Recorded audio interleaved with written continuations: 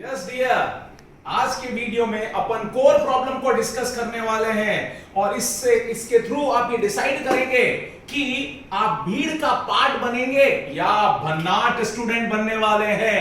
और जब अपन student life को इमेजिन करते हैं, सोचते हैं इसके बारे में, तो हमें ये मालूम रहना चाहिए कि हम सभी का एक टास्क होता है, एक टारगेट होता है और इस टारगेट और टास्क को अचीव करने के लिए हमें 3 स्टेजेस से होकर गुजरना पड़ता है।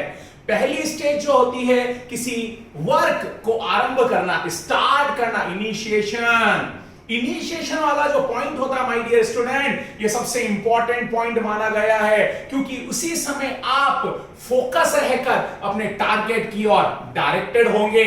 इस समय आपकी सिंसियरिटी अपमोस्ट होनी चाहिए।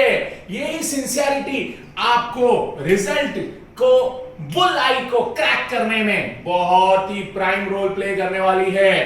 तो फर्स्ट स्टेप है इनिशिएशन और सेकंड स्टेप आता है that one is known as a processing. Initiation का मतलब ये नहीं है वर्क डन हुआ है, ये तो शुरुआत मात्र थी, पर इस शुरुआत को आगे प्रोसीड करना है, that one is known as a processing होगा। प्रोसेसिंग जो काम है वो थोड़ा टाइम कंज्यूमिंग वाला समय है, लॉन्जिटिविटी वाला समय, इसमें कई बार अप एंड डाउन आएंगे और ये अप एंड डाउन में आप कई फेवरेबल कई अनफेवरेबल कंडीशन को फेस करेंगे। इसलिए इस समय ये बहुत जरूरी है कि आप अपने हार्ड वर्क में पूरी तरह से जील लगाएं, पूरी तरह से उत्साह लगाएं, क्योंकि लंबा समय होने के कारण इसमें कहीं ना कहीं थोड़ा सा भटकाव हो सकता है, थोड़ा कहीं ना कहीं मोनोटोनियस नेचर आ सकती है, पर हमें मोनोटोनियस नहीं होना चाहिए, फुल ऑफ एनर्जी से लगे रहना चाहिए। यही सबसे प्राइम टाइम है, यही डिसाइड करेगा कि हम हमारे टास्क में डेविएट होंगे या डिवोटेड होंगे। हमें डिवोट रहेंगे तो डेडिकेट रहेंगे और उसी से हम हमारे फंक्शन को परफॉर्म कर पाएंगे। और फाइनली जो स्टेप 3 होगा, स्टेज 3 होगी, उसे अपन कहेंगे completion of work. Completion of work ये हमारे हार्ड वर्क का रिजल्ट होगा और ये जब सक्सेसफुली सक्सीड होगा तभी हम अपने आप को कह पाएंगे कि हम सक्सेसफुल हो पाए हैं। यानी ये हमारे सारे वर्क का एक तरह से कॉन्सिक्वेंस होगा।